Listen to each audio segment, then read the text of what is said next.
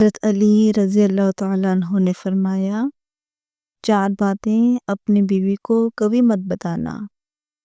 Number 1، کبھی اپنی بیوی کے سامنے رونا مت۔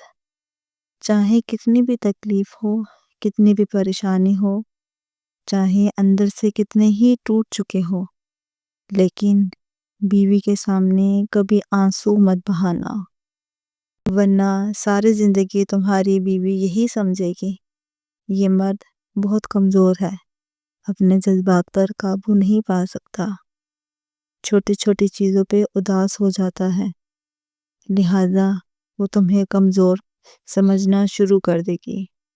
نمبر 2، بیوی کے سامنے اس کے گھر والوں کی برائی مت کرنا، کیونکہ ایک عورت جب شادی کرتی ہے تو وہ اپنا گھر چھوڑ کر آتی ہے، لیکن اپنے ماں باپ کبھی کوئی نہیں چھوڑ سکتا۔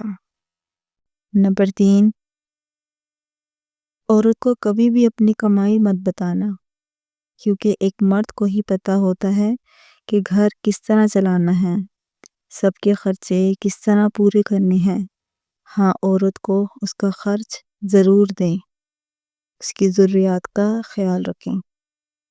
نمبر 4، اپنی بیوی کے سامنے کبھی اپنے گھر والوں کی برائی مت کرنا، کیونکہ اس طرح تم خود ہی اس کی نظر میں اپنی عزت ختم کر دو گے۔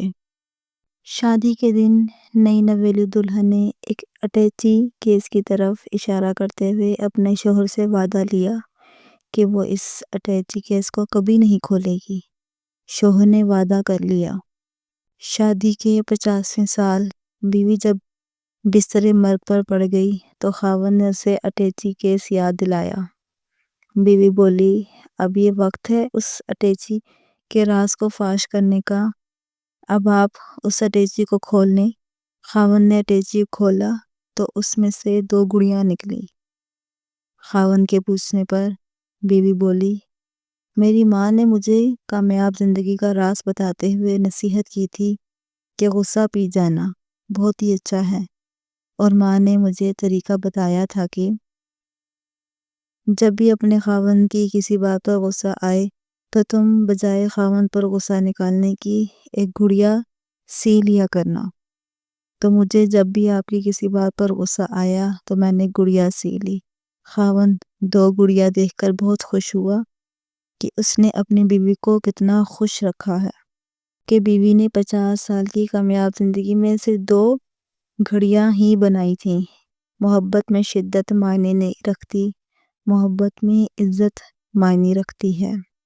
ایک ہوتا ہے کسی کو اپنی طبیعت کے مطابق ڈھال لینا، اور دوسرا ہوتا ہے کسی کی طبیعت کے مطابق ڈھل جانا۔ ان دونوں پہلوؤں میں انداز نرمی اور محبت والا ہو تو تبھی رشتے بنتے ہیں، ورنہ جھگڑوں کے سوا کچھ حاصل نہیں ہوتا۔ اللہ تعالیٰ نے دنیا میں سب سے پہلے رشتہ بنایا وہ میاں اور بیوی کا ہی رشتہ تھا، اور پھر باقی سارے رشتے اس کے بعد بنائے، اور پھر یہ رشتہ تو ہے بھی ایسا کہ کتنی بھی دھوپ چھاؤں آئے اس رشتے میں ایک دوسرے کے بغیر گزارا ممکن ہی نہیں۔